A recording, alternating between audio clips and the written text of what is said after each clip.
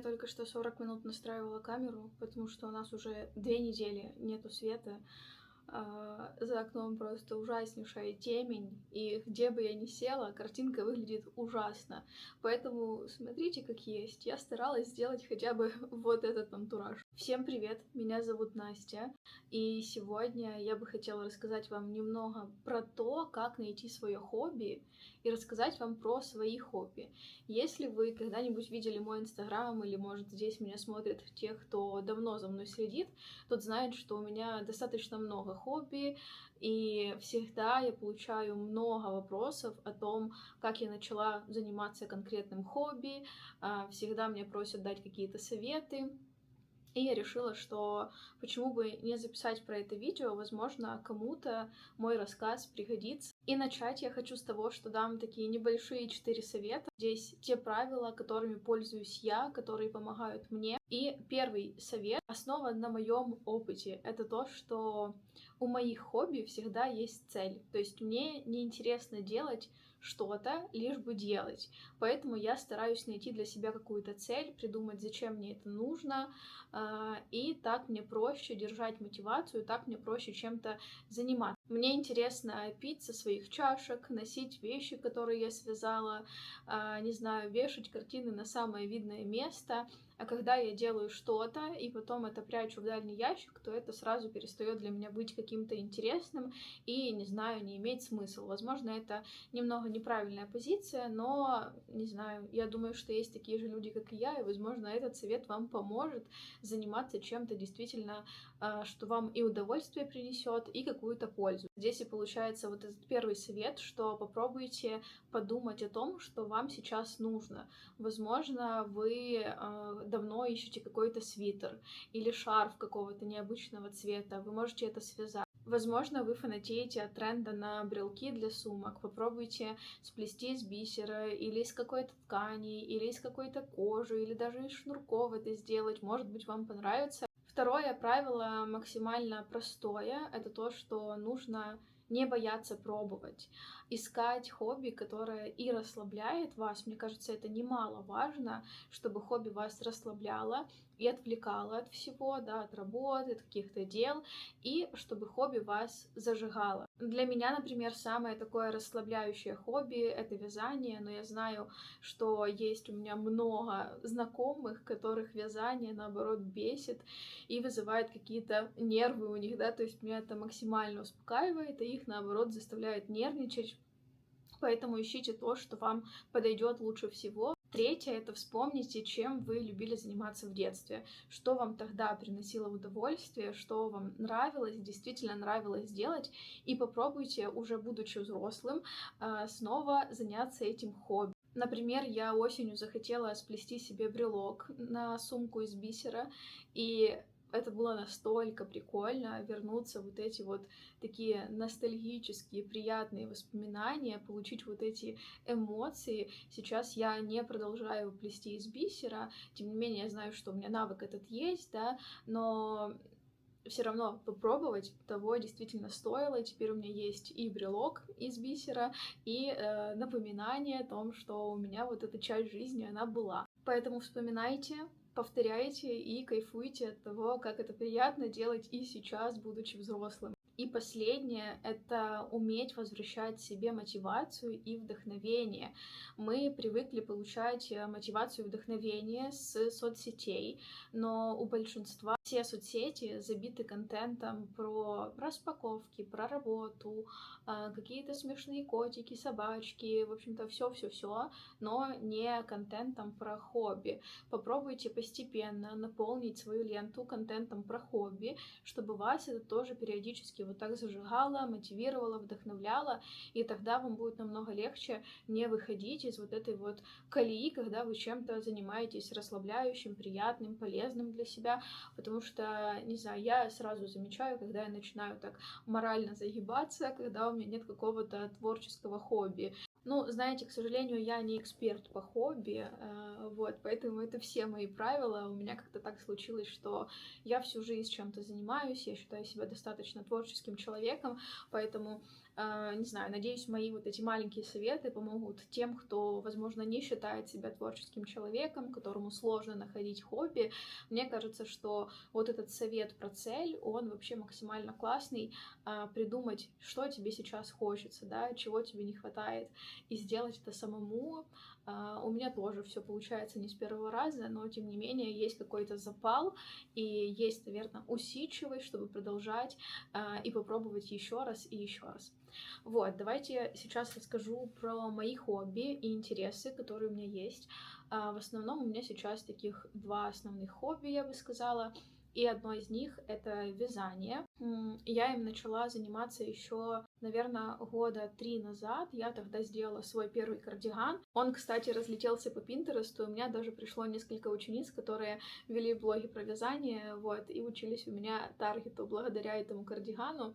И началось все просто с идеи. Кажется, я увидела, что девочка знакомая, она сама себе связала кардиган, мне тоже захотелось, и я начала искать, как это можно сделать. У меня вообще, в принципе, не было никаких навыков, я даже не знала, там, как петли набирать, как вязать лицевой гладью, это то, что самое обычное. И я понемногу начала изучать это через YouTube, да, просто вводила, как набирать петли. Это самое базовое, самое первое, что вы должны сделать, чтобы вязать, набрать петли. Вот я вводила в YouTube, смотрела уроки и параллельно следовала туториалу, да, который я там для себя нашла на YouTube тоже, как связать кардиган. Плюс, наверное, моей помощью еще было то, что мама Артура, моего молодого человека, она вяжет, хорошо вяжет, в этом разбирается, и она мне тоже помогала, как, не знаю, там правильно рассчитать размер кардигана, да, чтобы он не был там сильно большим, сильно маленьким и так дальше. Вот, и сначала я связала себе 2 кардигана, потом начала вязать уже свитера. Дальше я уже начала вязать какие-то более сложные объекты. Вот, например, из последнего я вязала кардиган. Для меня это была действительно сложная работа, но только потому, что это был мой первый опыт, когда я работала с текстовой схемой. То есть, если раньше я всегда смотрела туториалы, да, где человек прям в прямом эфире, там, грубо говоря, вяжет, и я все за ним повторяла, то сейчас это был просто текст, и я прям действительно испугалась, когда его увидела, но тоже вам такой лайфхак. Вы можете попросить чата GPT поработать вместе с вами, объяснить то, что вам непонятно. И кардиган связался очень просто и легко. И вот там вот у меня сейчас лежит на подоконнике второй кардиган, уже розового цвета. Я в прошлом году вязала розовый свитер, я решила его распустить и связать себе розовый кардиган. Он такой же, как зеленый практически. Я здесь повставляю вам везде фотографии. И параллельно, кстати, сейчас вяжу еще варежки. Сейчас я вам их покажу. Вот, здесь мои варежки. В общем, я еще точно не решила, что конкретно я хочу связать, в плане какой формы эти варежки. Дело в том, что я сейчас просто подсела на зеленый цвет, и я купила в Манго на скидке зеленый шарф. Я решила, что это просто, судьба связать что-то еще зеленое под этот зеленый шарф. И первый вариант — это вот такая вот, кажется, это митинги называются, да. Тут еще она, правда, не закончена, я еще хвостики не поубирала с-под ниток. Вот, в общем, вот такая вот зеленая митинг. Или второй вариант, который я сейчас вяжу тоже на пробу, то есть одна будет такая, другая такая на пробу, как в итоге я приду к чему-то одному. Это такая, знаете, варежка Таби. Вот тут тоже сейчас будет фотография. Я пока не знаю, насколько для меня это, знаете, насколько я готова к таким варежкам, но мне интересно связать. И это, кстати, был первый раз, когда я вязала вот так вот. Здесь сейчас 3 спицы, но в целом здесь было 5 спиц. Я вот так вот 5 спицами вязала. В общем, пока что это выглядит как-то вот так вот. В общем, я могу, не знаю, 100 лет говорить про вязание. Мне кажется, что это действительно тот случай, когда вам нужно просто задаться целью, да, вот я хочу связать себе, не знаю, там, чепчик или те же варежки. Они безумно просто вяжутся. То есть вы найдете там сотню туториалов на ютубе, вы точно сможете это сделать. Плюс, огромный плюс, что, например, там на чепчик, на варежки вам не нужно покупать очень много ниток, да, то есть если мы говорим про свитер или кардиган, то вам нужно там, не знаю, например, 10 мотков, это так у меня уходит примерно, там 9-10 мотков, и если пряжа хорошая, то это стоит таких приличных денег, да. А на варежке вам нужно там, я не знаю, наверное, один моток, грубо говоря. Ну, все еще зависит от пряжи, от плотности пряжи, от плотности вязания, вот. Но в целом вам не надо так много всего, да, поэтому вы можете так дешево попробовать. Но это действительно очень просто и очень приятно это потом носить и знать, из какой пряжи ты это связал, как конкретно ты связал. Я сейчас действительно часто ношу свой зеленый кардиган, и я без ума от него, мне он очень нравится, я его надеваю, мне прям так, знаете, тепло, и, наверное, ни один свитер из Зары, Коса и так дальше не подарит вам таких приятных эмоций. Ну, мне так кажется. Второе мое хобби — это гончарство, это керамика, и это действительно уже то хобби, которое, я думаю, что может позволить себе не каждый, потому что это сложно, просто потому что сложно найти материалы, сложно найти какую-то информацию, понять, что и как делать. В интернете действительно очень мало информации. Все началось с того, что меня пригласила одна студия керамики к себе на мастер-класс. Я пришла туда с Артуром, чтобы Артур меня поснимал, пофотографировал. Мы сделали с ним 2 чашки. И, кстати, да, вот интересный момент, что владельцы студии предложили ему тоже полепить, да, сделать, погончарить, вот, и он, в принципе, согласился, мы с ним полепили, поснимались, сделали 2 таких чашки, и потом нам выставили счет за этот мастер-класс, и это было странно, потому что, как бы, он не напрашивался, его пригласили, он тоже согласился, ну, в общем, для нас это было странно, мы эти чашки так и не забрали, если честно. И после этого я поняла, что мне понравилось, и начала дома искать, из какой глины я могу полепить, какая лучше всего глина, потому что там действительно просто море нюансов. Плюс, что немаловажно, вам нужно, боже, я уже даже забыла, как это называется, вам нужно ваше изделие полить глазурью, да, его заглазуровать. И, во-первых, это очень токсично, то есть дома это сделать достаточно сложно, можно, но немножко опасно, токсично, и тоже там есть свои все нюансы, и пока вы довезете свое изделие в глазури, а оно такое, как пыль, оно может тоже, не знаю, там повредиться, эта глазурь послазит, тогда она будет некрасивой уже в конечном итоге. Вот, тоже была проблемой найти студию керамики, которая могла бы мои изделия полить прозрачной глазурью и их запечь у себя, чтобы я потом пришла и забрала уже готовое изделие.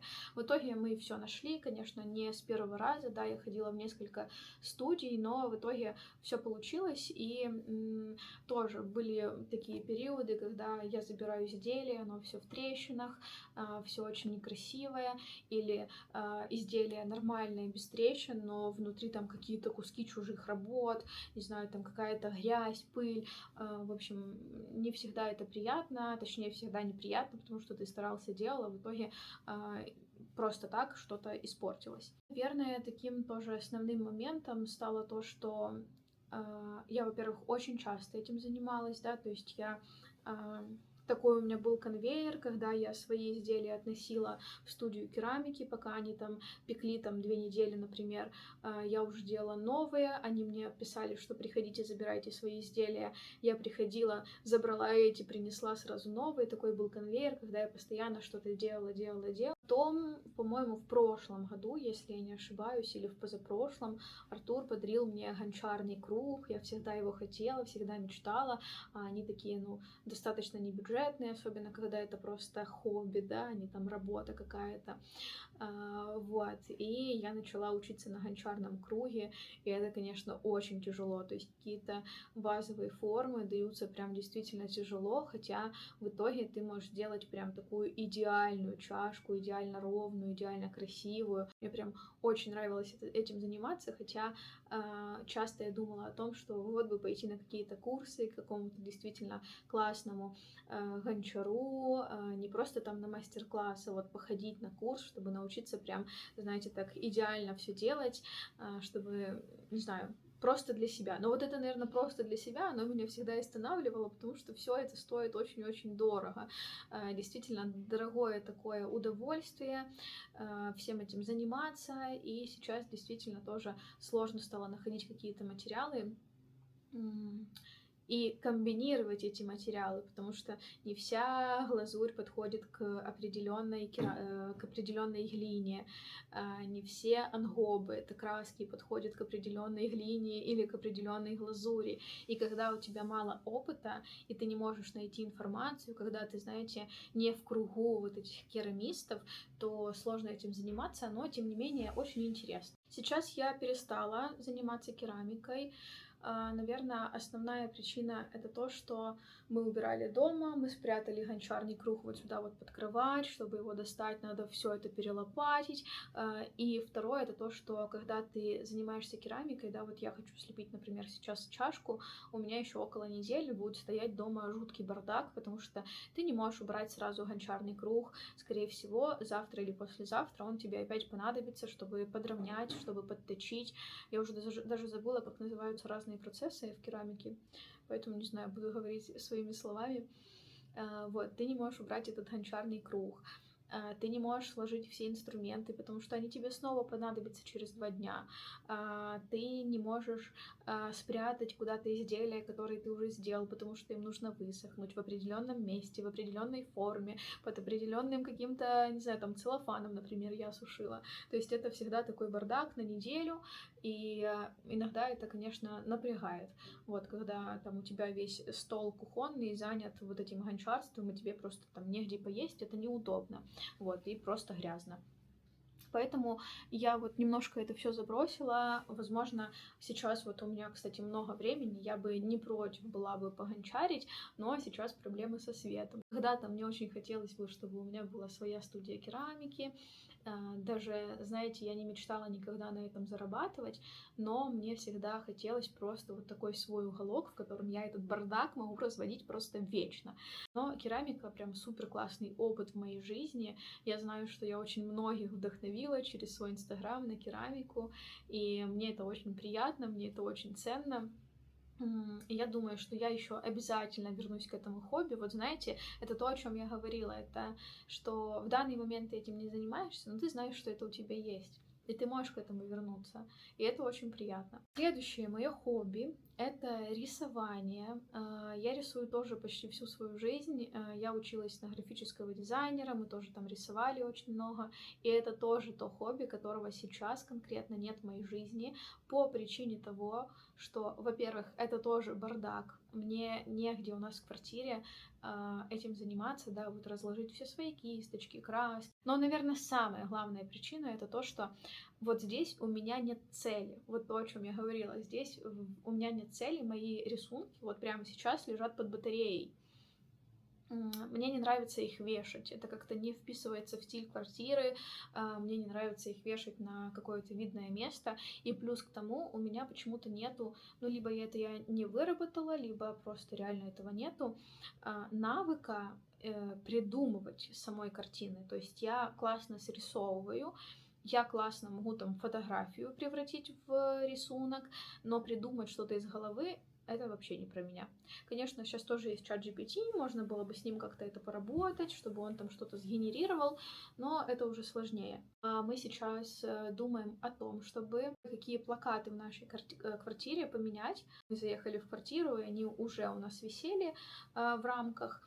Вот, и я думала о том, чтобы поменять это и нарисовать, например, карандашами тоже какие-то плакаты интересные и повесить их вместо вот этих плакатов, которые есть сейчас. Но пока я не придумала, что конкретно я хочу нарисовать. То есть у меня типа как бы есть идеи, потом я смотрю и думаю, это странно. Зачем это вешать в нашей квартире? То есть вот хочется, чтобы в этом был какой-то смысл, и какие-то смыслы были заложены в это, да, то есть не просто... Хотя, не знаю, зачем усложнять. Ну, в общем, Вот, это моя борьба, вот понимаете, это мое вот такое оверсинкинг, когда я думаю про все и сразу, и думаю, так, может то, а может то, а может вообще не надо. Вот, с вязанием все проще. Я хочу свитер, я его вяжу, все. Здесь я могу думать только про пряжу, потому что я в ней не очень сильно разбираюсь, там, какая лучше, какая хуже. Но, опять-таки, тоже то хобби, которое я знаю, что я могу к нему вернуться. Мне очень нравится рисовать, мне очень нравится весь этот процесс, когда я отключаюсь просто. И последний мой интерес, это даже не хобби, это интерес, который сейчас появился, это смотреть и разбираться в Формуле 1. Я не знаю.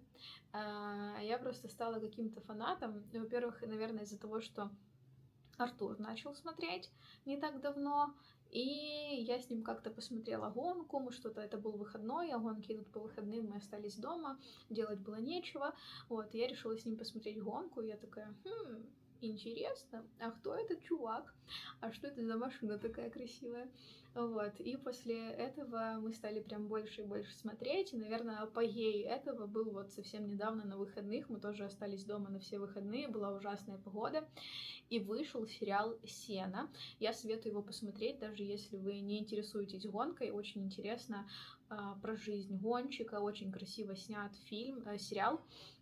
Он такой художественный, не документалка, вот, и мне прям очень понравился. Потом в этот день мы смотрели там гонки, на следующий день мы смотрели гонки, и потом я еще нашла документальный фильм «Гонять, чтобы выживать», и вот мы сейчас его смотрим, там несколько сезонов про каждый год, да, про каждый гоночный сезон, и вот, не знаю, мне прям интересно поразбираться, мне нравится очень эта вся эстетика, все так у них вот эти костюмы, машины, все красиво, и такой спорт такой неожиданный, знаете, где все буквально за несколько секунд может поменяться с ног на голову. Вот, и у нас такая появилась мечта, когда мы сможем выехать из Украины, то поехать и побывать на гонке, потому что я даже в какой-то момент думала о том, что чтобы купить себе билеты, но, наверное, было бы классно разделить этот момент вдвоем. Вот, я, кстати, заказала Артуру подарок на Новый год, тоже связанный с Формулой 1, потом вам покажу. И, кстати, если среди вас есть кто-то, кто интересуется Формулой 1, то напишите мне, будет очень интересно узнать, что такие люди помимо меня вообще есть. Вот, мне кажется, это очень прикольно. И также мне будет прям супер интересно почитать про ваши хобби, что есть в вашей жизни, чем вы занимаетесь. На самом деле, я не знаю, я могу часами обсуждать хобби, поэтому если вы тоже творческий человек, который любит свои хобби, то пишите, будем с вами общаться, потому что, я не знаю, мне все интересно, я все хочу пробовать, мне все очень-очень надо. Вот, поэтому я надеюсь, что вам было интересно это видео. Я хотела записать его буквально на 10 минут. Сейчас я вижу на таймере 32 минуты. Наверное, я повырезаю еще какую-то часть, но опять. Ну и хочу сказать вам спасибо за просмотр. Я надеюсь, вам было интересно, и это время пролетело незаметно, насколько это возможно. И до встречи в новых видео. Я надеюсь, что следующее видео будет влог про наши выходные в Киеве. Дай бог, что я не засаботирую это и сниму.